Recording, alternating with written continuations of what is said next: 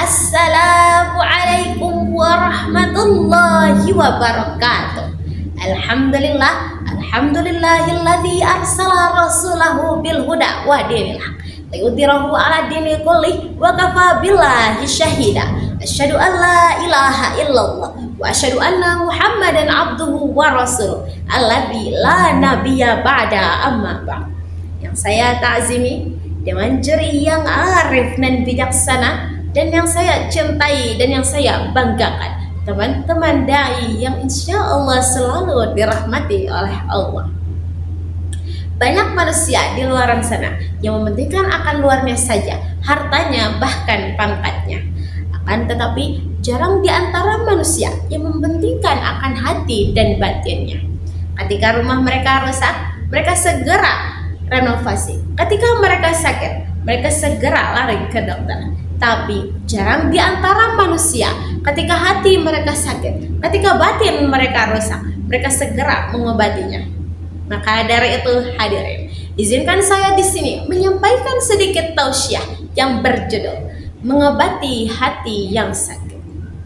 Rasulullah Shallallahu Alaihi Wasallam bersabda, Innallaha la yanzuru ila suwarikum wa ajsamikum, walakin yanzuru ila qulubikum wa a'maikum.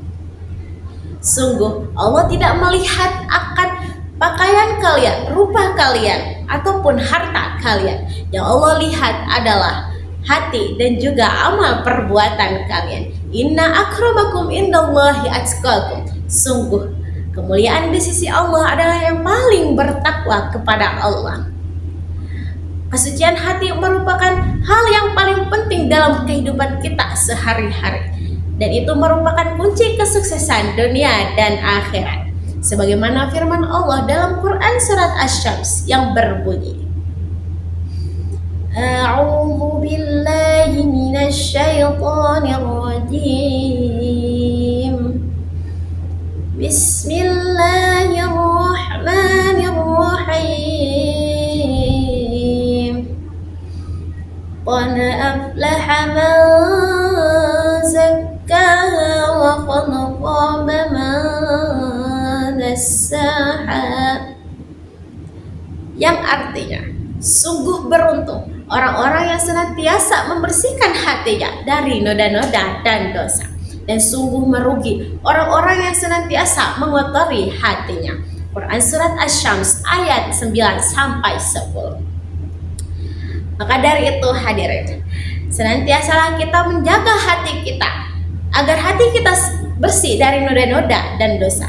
Ada beberapa cara yang sudah ditetapkan oleh Allah dan Rasul-Nya. Yang pertama adalah mensucikan hati dengan cara mengamalkan ibadah-ibadah yang telah diperintahkan oleh Allah dan Rasul-Nya, yang mana ini akan meningkatkan keimanan kita kepada Allah.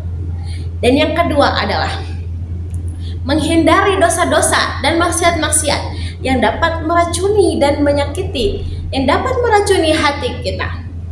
Imam Ibnul Mubarak pernah berkata, saya melihat dosa-dosa itu seperti halnya mematikan hati, maka pelakunya adalah hina dan riya. Ada beberapa amalan-amalan penting yang harus kita ketahui agar hati kita bersih dari noda-noda dan dosa. Yang pertama adalah senantiasa berdoa kepada Allah dan selalu mendekatkan diri kita kepada Allah.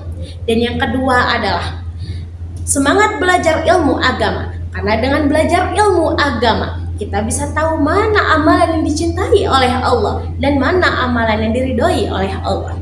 Dan yang ketiga adalah mengintrospeksi diri kita agar kita selalu bertaubat kepada Allah.